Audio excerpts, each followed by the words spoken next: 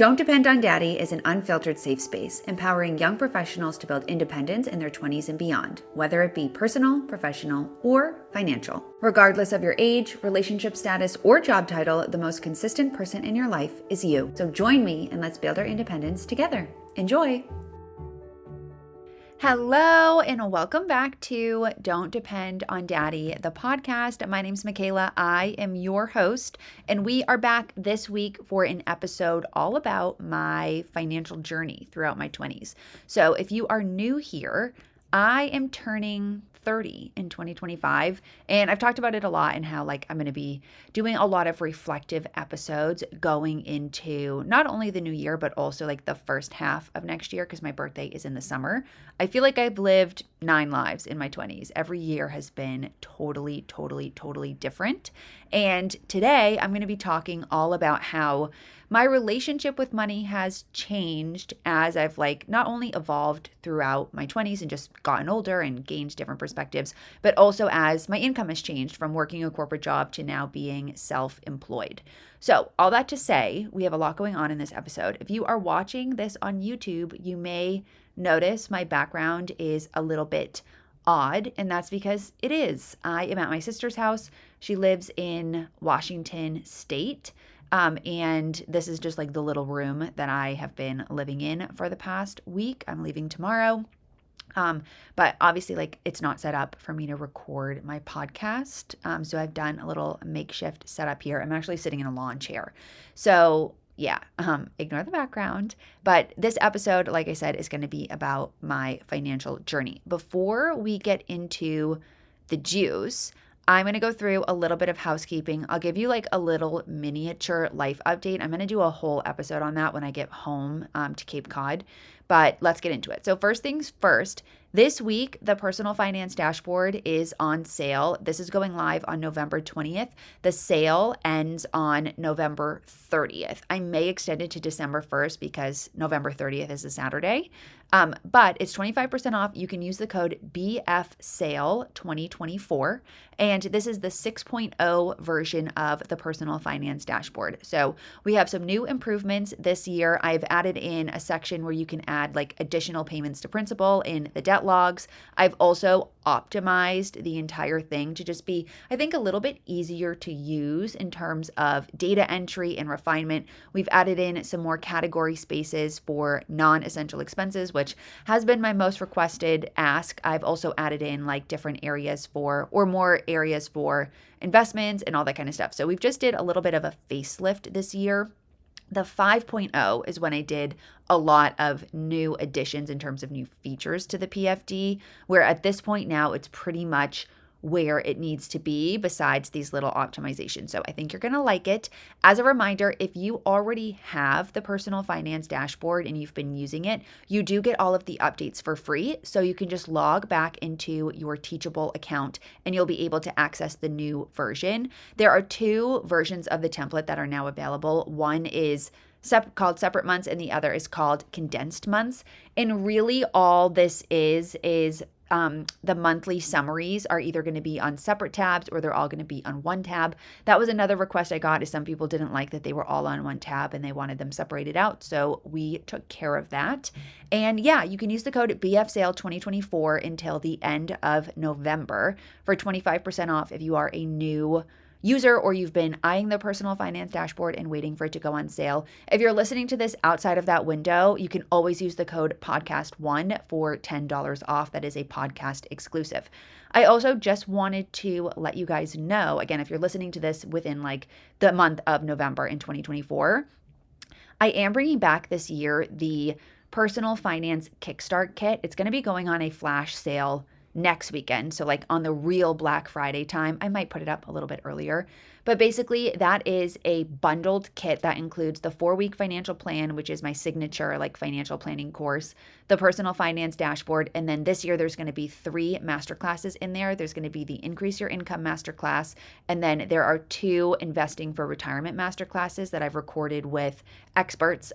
One is a investing expert from BlackRock, and the other is a tax expert, Ankur Nagpal. He created Carry, which is like a place where you can optimize your taxes for your retirement. So those are going to be awesome. All of that will be bundled together in what I call the Personal Finance Kickstart Kit. So make sure you're tuned into my Instagram if that's something that you're interested in, because it's going to be like highly, highly, highly discounted, not only for the PFD and the course, but also for all of those masterclasses. And then there will always be an option if you've already purchased the PFD to take advantage of that pricing without having to, rebuy the personal finance dashboard. So I got you if you're interested in that, but you already have the PFD. Anyways, let's move on to just like a quick little life update. So like I mentioned, I am in Washington. I moved out of my apartment now 2 weeks ago, and I had pre-recorded all of the episodes that had gone up over the last couple of weeks. But yeah, I moved out of my apartment about 2 weeks ago. Yeah, 2 weeks ago exactly today. And for the first week after that, I was staying with my friend Ellen in LA just because I still had things that I wanted to do. I had to move out of my apartment early because of fumigation gate. If you know, you know. And then last Tuesday, I flew here to Washington to stay with my sister, just, to visit and all that. And then tomorrow, I'm going to Chicago to, fingers crossed, hopefully find an apartment for early January or late December. We'll see how all of the timing works out. But I'm super excited to sort of move on and have my own space again. Being in other people's spaces and kind of floating around as a little bit of a nomad is challenging. Once I go back to Cape Cod, which I'll be on Cape Cod for Thanksgiving and all of December, I know I'm going to feel a lot better because I have my own room there and I have a desk set up and I have all my things. But this floating situation where I'm living out of a suitcase and I just feel like I don't have space has been really, really hard for me. I'm a creature of habit. So this just is not how I operate. When I get home, though, I am going to record just a full life update, catch up Q&A style podcast episode. So if you have any questions or things you want me to talk about related to this move, obviously just send me a DM on Instagram and I'll make sure to add it to the list. I'll post a Q box there as well when I record that episode. But I'm looking forward to the full catch up because I feel like I really haven't done that. And I keep saying I'm going to do it, but like I said, I'm not really in the space to be recording podcasts where I am right now. I have my mic propped up on my laptop, which is on top of a dresser, and I'm sitting in a lawn chair next to a plastic table. So things are not how I like them to be, but we are making do with what we have. With that, let's get into this episode where, like I've said probably 100 times, I'm going to be sharing my personal finance journey and how I went from having a negative net worth. So I graduated college with about $30,000 in student loans and no savings. So a negative net worth to a now almost 7-figure net worth at 29. My goal, if all things go to plan, is to reach a 7-figure net worth by my 30th birthday. So I have about 6 more months to do that. I think I'm going to hit it, but things are beyond our control. With the outcome of the election, which I will not comment on positively or negatively, I am though feeling a little bit optimistic about the markets. We've seen kind of a big jump there. So that should help boost my net worth. And hopefully it stays that way. I guess we will see. So now I am going to be going into as much detail as I possibly can because obviously there's so much nuance to every financial situation and I want to be as open, I guess, or as transparent about my journey as I can. So let's get into it. I'm going to start in 2017 when I graduated college. I graduated May 2017, I went to Elon. I was a finance major with an entrepreneurship minor, which I think is really cool because that's sort of exactly how my career has transpired. And I started my first job where I was making $62,000 a year with a 10% annual bonus. And I was at a insurance company, but I was working in their investment finance section. Like I mentioned a minute ago, I graduated with about $30K in student loans. I honestly don't remember the exact number because my whole mindset at the time was if I don't pay attention to it, it doesn't exist. And I really was not paying attention to my student loans because they were in forbearance for the first 6 months since I graduated college. So it was just not something I was thinking about literally at all. I did not know it was $30K, but we did what we needed to do. Those are all paid off. My parents paid for most of my college, which I'm super lucky about, but they actually said, and they did this to both my sister and I, that they wanted us to have some student loans to help us understand like the true cost and value of our education. I believe they could have paid for all of college based off of what I know about their financials, which I don't know all of the details because that's not my business. But I think it was totally fair for them to make sure we had some student loans so that we could, have some skin in the game on college. So I think that was a great strategy. And it did teach me a lot about like how much college costs. And something that was really interesting is in one of my college classes, it was one of my entrepreneurship classes, we actually calculated out the cost per class based off of like tuition. And I think it came out to be like $500 or $600 per class. And once we did that, I mean, I never skipped classes, but I really never skipped classes because it made you realize how expensive the education actually was. So I feel like I graduated with a pretty clear idea of how much college cost, but I don't think I fully realized what that meant until obviously I started working and seeing like how hard it was to make money. So when I first started working my job after college, I was living at home and I just enrolled in the 401k that they gave me, with my benefits and whatnot. And I was contributing 7% of my salary. So I was living at my parents' house and I was commuting into Boston. So I paid for my commuter rail ticket, which I got like some tax benefit or something with my job, and random miscellaneous costs here or there. But I didn't have any real expenses at this point in time. So the money that I was earning was largely just going right into my savings account or my checking account because I didn't have any other accounts open at the time. I didn't have any loan payments due, like I said, because I was in forbearance for that first 6-month period and I wasn't paying attention to it, which I do regret. I wish that I had made some payments earlier, obviously, to reduce the principal before I started accruing interest on those loans, but it just was not something that I was really aware of. Either way, I spent 4 months living at home. I moved into my first apartment in like October and I was paying $900 a month. But those 4 months at home made it possible for me to save as much as I could. And this was a critical time for me in terms of building up my financial cushion, which again, at the time I didn't know. But having a couple of months before you move into your own apartment, especially right after college, is so helpful because you can just save, and then you have money for moving, you have money for your emergency fund, and you're not trying to save while also paying tons of expenses. I know that's not possible for everyone, but it was possible for me, and I'm super, super grateful about that. So I moved into my apartment. I was paying $900 a month to live basically in an oversized closet in the north end of Boston. It was super, super small, but I was able to make it work because the rent was so low. Like I didn't know anyone in Boston paying less than like $1,200 or $1,300 a month in rent. So I didn't really care. And this was my first taste of having real expenses because my rent in college, I think my rent in college was like $500 a month, but my mom was paying that. I wasn't paying it. So I didn't really know, again, like what all of that looked like. And I didn't have a budget. I was just tracking my expenses on my phone pretty loosely. And I would say like the general thought I had around money was I just didn't want to spend it. I was scared to spend it because I didn't know anything about it really. I just thought that like, oh, you're just not supposed to spend money if you can avoid spending money and save as much as you possibly can. Moving into 2018, this year was pretty similar to 2017 in terms of the way that I was thinking about my money. I did get paid out a bonus from my job, which was awesome. I think it was a couple $1,000s because it was prorated since I didn't work a full year at that point in time. And I basically just kept, again, all of it in my savings account. I didn't put any of it into my 401k. I think I bought a work bag that was like a couple $100s, but the rest of it I just kept in my savings account. And I basically just spent that entire year hoarding cash. I had no idea what to do, which I really want to drive home is like, not only did I have no idea what I was doing, but I wasn't like trying to figure it out. Like I was just like, okay, I'll just keep saving and try to not spend any money and like I'll figure it out at a later date. I wasn't really thinking about it.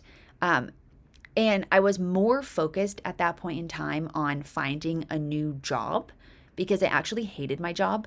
And it took me another year I didn't get a new job until 2019. It took me a year basically to find a job that suited me, that was what I was looking for. So, really, what I was doing for the entirety of 2018 was just saving money. I did start making those student loan payments, which were annoying. Like, I remember logging into the actual account and being like, this is so annoying to me. Again, I had no context around anything at that point, but I was making the minimum payments and I really didn't pay attention to it beyond that. Going into 2019 is when I feel like things mentally started to shift a little bit. This is when the wheels started to turn and I feel like I really woke up financially. The big reason why I started to pay attention to it is because I did end up getting a new job, like I mentioned. And this new job, I was making $60K a year, which was a little bit of a pay cut compared to the job I was in prior. And I was going from my current salary, which was at the time with like inflation adjustments, I think like 65-ish K to a 60K salary. So this was a minor pay cut, but it stressed me out because I thought that all career moves needed to be like upwards, and a lateral career move was a failure, which is just not the case. If you're interested in hearing more about like my job journey specifically, if you go back to my episode in July, I do talk about it more, about like my career journey. And I also elaborate on it inside my book, Own Your Career, which if you haven't read or listened to, you totally should. Anyways, this is when I really started to buckle down with a budget. And I downloaded a free budget template off of Google. So this was like my first taste of really laying out all of my numbers. And I filled in my expenses based on what I thought they were. So like, my rent and my utilities and whatever. And I just tried to estimate where I was falling. And the goal was for me to be able to save $1,000 a month, which based off of that new income was a little bit of a challenge if I actually wanted to like have any sort of social life. But by the summertime, I started this job in early April. And then by the summertime, I realized that I really wanted to make more money. I didn't necessarily need to, quote unquote, but I wanted to. Like I wasn't feeling comfortable. And I saw, people around me were starting to make more money and I was, in my mind, regressing. So I realized that like I couldn't find a new job at that point quite yet. Like it really hadn't been that long and I had just started this job. Like I wanted to give it a real chance. And even if I did, I didn't feel like the salary growth would be high enough to make much of a difference, which I was wrong about because my next job after the fact, which I'll get to, was much more money. But this summertime was like when I decided to start taking or started the idea of break your budget. And this was way before Instagram was what it is today. And it was super hard to like grow on Instagram, but I figured, maybe I'll start this Instagram account. It's going to be a place for me to like hold myself accountable to my financial decisions, but also start sharing more information about personal finance because in this job that I was in, I was studying for the CFA exam and I was learning so much about investing and financial management and just wealth management in general. So I was like, this could be a great way for me to share what I'm learning at work in a different way. And I had a friend who was also starting in the online space. And she was like, you should really consider doing something like this. Like you could make money from it, but if nothing else, like it's a great creative outlet for you. And I was like, okay, because I really didn't like this job and I felt very unsatisfied in my life. And I felt like I also had a lot of time. Because like I would go to work, I'd maybe go to a workout class or something. And otherwise, like I was just hanging out. And I wanted to have something to fill that time and make me feel like I was doing something productive with my life. So basically what I did was I started Break Your Budget. I created the handle and I started sharing pictures of myself with like financial tips. And it was super casual. And I had no idea what I was doing because I feel like anytime you start anything, you're kind of just like, oh, I'll try doing this and see where it goes. But like I said, the goal was to share more of what I was learning at work and ultimately hold myself accountable. So I was sharing like things I'm spending my money on and how I'm investing my money and all that kind of stuff. I didn't make any money from it. I did sign like a few budgeting clients here or there, but I wasn't earning any reliable income. And any money that I did make, I just invested back into the business so that I could like have a website and, take courses to learn what I was supposed to be doing. So the first like year and a half of Break Your Budget, I wasn't earning anything. It was more of just like a little bit of a passion project. But over the next year, so we're ending on summer 2019, going into 2020, obviously, this is when the pandemic happened. So, right around the pandemic in March of 2020, I actually got a new job. And that new job, I was making $85,000, which was an enormous jump from my prior job. So, that immediately I was like, okay, like I'm earning enough money. I don't necessarily feel like break your budget needs to be a priority for me anymore because I'm making more money. Like I'll just focus on work. But then COVID happened. And when COVID happened, I moved home. So I wasn't paying rent anymore. And I was just like living at home with my parents, working from home. So I had all this extra free time. And I'm like, you know what? I might as well use it productively and like work on this business and we'll see where it goes. And so I tried doing it as a blog for a minute, but I wasn't feeling super aligned with that. And so I pivoted back to Instagram again. And, for the rest of 2020, again, I wasn't really making a ton of money. I did create the personal finance dashboard in the summer of 2020. That was when I remember distinctly I had created it and I was really excited about talking about it on Instagram. And it was during that time where the Black Lives Matter movement all started to happen and like the culture on Instagram, like it wasn't really appropriate for me to be talking about that or like talking about selling my own stuff. Like there was other things in the world going on. But 2020 in the summer, like late summer is when I launched the personal finance dashboard.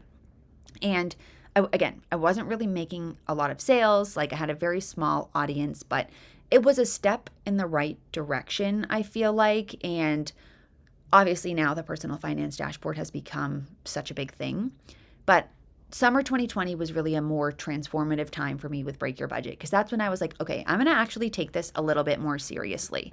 And then getting into 2021, that is where Break Your Budget started to change. But I do want to highlight like my mental state in 2020 when I was living at home and what I was thinking about my money. So moving out of my apartment and moving home, obviously, I was saving a ton of money on rent. And my goal that year was to just save and save and save as much as I possibly could so that I could actually have enough money for a down payment on a condo. That was my plan, is I was going to buy a condo in Boston. So I was really, really aggressively saving. Living at home made that possible for me. I don't think I would have been able to save up as much money if I wasn't able to live at home. So I'm super grateful that I was able to do that. And I did reach my goal with how much money I wanted to save, but I, never ended up buying that condo. It just wasn't the right time. I financially, I wasn't ready. Mentally, I wasn't ready. And not buying that condo ended up being the catalyst for moving to LA, but we'll get there. But that was really the goal or the money mindset for me in 2020. So 2017 was kind of like, I don't know what I'm doing. 2018 was similar, like, I don't know what I'm doing, and I'm also not spending a lot of money. 2019 is where budgeting started to happen. I took that pay cut. Break Your Budget was born. I really started learning more about personal finance. And 2020 is when things started to actually really move for me. The end of 2020 and going into 2021, like I mentioned, this is where things started to change financially. At the end of 2020, I started posting on TikTok. And I would say within 2 months, I hit 100K on TikTok. This was at a totally different time on TikTok. Like it was just a completely different app, way easier to grow, way easier to get views on your videos. And then in early 2021, that's when I got my first brand deal. It was with Public. It was actually with Clio, which is a budgeting app. My second one was with Public. And, I didn't even know. I just said $1,000 and that's what they paid me. And it was amazing. So I charged $1,000 and over the course, I would say from like February to May, I started to see like a pretty big influx of requests for brand deals. And by June, July, I was doing on average one per week at about $1,000 each. And I was doing this all myself. Like I had no idea. I honestly was undercharging at that point in time. So I was making money from that. I was still working my full-time job, obviously. I was posting consistently on TikTok, and I was really just saving all of the money that I was earning from Break Your Budget, was just going directly into all of my savings accounts. At this point in time too, since I was growing on TikTok, I also was starting to grow a little bit on Instagram, and I started to see people buy my personal finance dashboard. I was showing it more, talking about it more, using it obviously, and those sales started to slowly creep up over that like first half of 2021. And in the summer of 2021, that's when I moved to LA. And I found that moving to LA actually gave me like a pretty good bump in terms of my social media growth. So that was fall, like end of summer, early fall of 2021. Mind you, I started Break Your Budget in 2019. I didn't hit 10,000 followers until I moved to LA, like a few months into living in LA. So it took me a really, really, really, really long time to grow up my Instagram. My TikTok was a totally different story, but from seeing growth on my Instagram and seeing growth on my TikTok, ultimately, I would say around the time that I had moved to LA, I was making maybe 6 to 10K a month in total from Break Your Budget between my personal finance dashboard sales, because that was the only product I had at the time, and brand deals, which was really, really, really amazing. And like I said, I just put all of that money into my savings and investments. And up until August, I also wasn't paying rent. So it was a really great time and a really opportune time for me to just continuously grow my wealth. Then when I moved to LA, everything like really started to change. Like I said, from my business standpoint, like things started to pick up and grow. And I was able to scale the personal finance dashboard to about 10K a month. I remember it was Black Friday in November of 2021 that I hit my first month 10K of personal finance dashboard sales, which blew my mind. It still blows my mind whenever I make that much money. It's really, really, really insane to me. And that was when I was like, okay, like I've got something going on here. And I had signed I think it was a 4-month contract with the brand for $20,000, which is a really great rate. And that was also, I was like, whoa, like that is a lot of money. And I was still working my job. So I had a salary and all my health insurance and everything was taken care of. But then I also was making all of this money from my business. So in the end of 2020, going into 2022, when I was living in LA, working my 9 to 5, but I was working East Coast hours on the West Coast. So I would basically be working from 6 to 2, my corporate job. And then from like 2 to whatever, 6, I was working on Break Your Budget. And I was just making content, writing my email newsletters, thinking about my content strategy, doing work for brands, working on the personal finance dashboard. And I was just doing that up until March-ish of 2022. And I actually went to like a Super Bowl party in LA where there were a bunch of creators and they were all like, oh, you're still working a 9 to 5? And I was like, yeah, like, whatever. And that was when I started to really think about quitting my job. I definitely feel like I waited a little bit longer than I needed to quit my job, but I wasn't necessarily unhappy in my job. Ultimately, the catalyst for leaving my job was I got passed over for a promotion, and I took that as my opportunity to just like kind of stick it to them and be like, okay, this isn't working for me and I don't have to work here. So I quit my job in March of 2022, and that was when things for Break Your Budget totally started to change, and my financial situation obviously started to change. But I don't want to get into that too quickly because I do want to touch on how my financials changed when I moved to LA. So there was a big shift in the way that I was spending my money when I moved from living at home to living in LA. I did have a roommate, but my rent went from $0 to $1,625 a month, which was a big change in just my expenses and my outflow. Obviously, I had to get used to having a regular bill cadence again, and how to spend my money and how much money I was spending on a monthly basis. Like I had a car, so I was paying car insurance and I was paying for my gas and I was paying rent and utilities and groceries and just learning how to be an adult again. Because when you spend a lot of time living at home, I don't know if anyone can relate to this, but like I feel like I regressed as an individual person. Like I lost a lot of my independence because I was just living at home. So like my mom was cooking dinner every night and I didn't have to go grocery shopping, just like basic things. I just feel like I forgot how to do because I didn't have to do them for such a long period of time.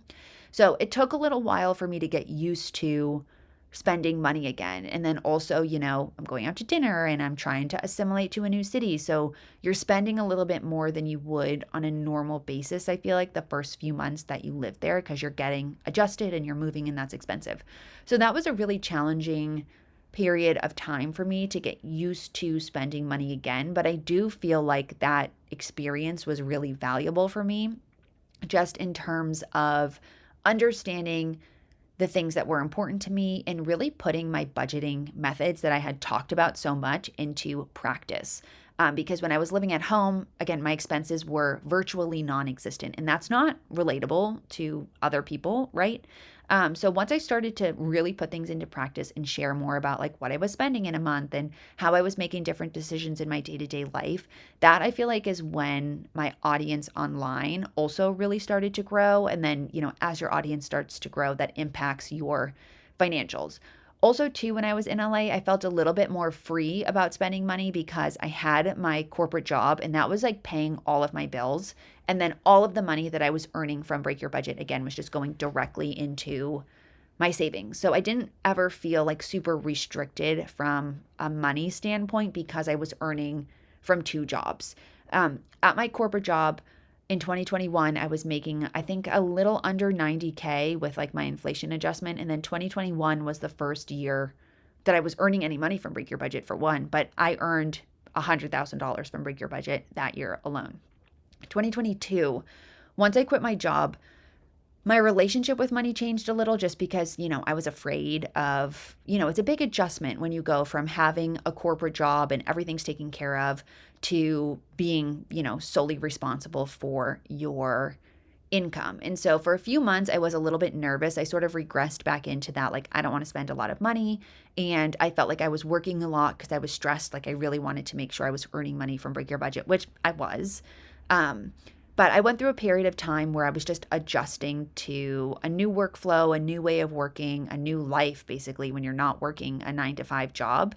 And I feel like that was a really great learning opportunity for me to like manage my money in a different way and just look at things with a different lens. It was really helpful for me to have spent 6 months with a regular job in LA because I really had a clear understanding of what my expenses were going to look like. And I was able to budget for those perfectly fine. It was more getting used to the cadence of having, some months saving a lot of money, other months not saving a lot of money, just based off of timing of cash flow when you have your own business.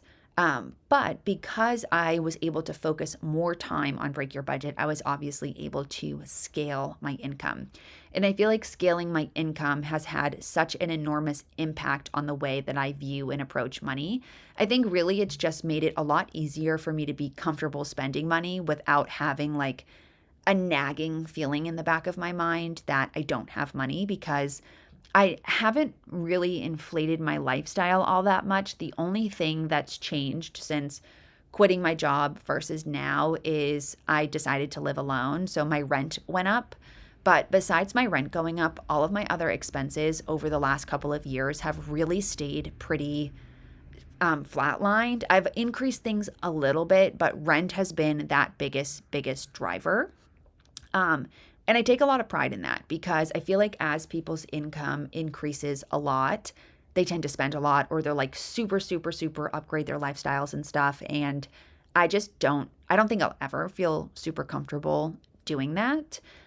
Even moving to Chicago, like my rent in LA, I paid $2,800 a month, and I could spend more in Chicago if I wanted to and live in like a really fancy apartment.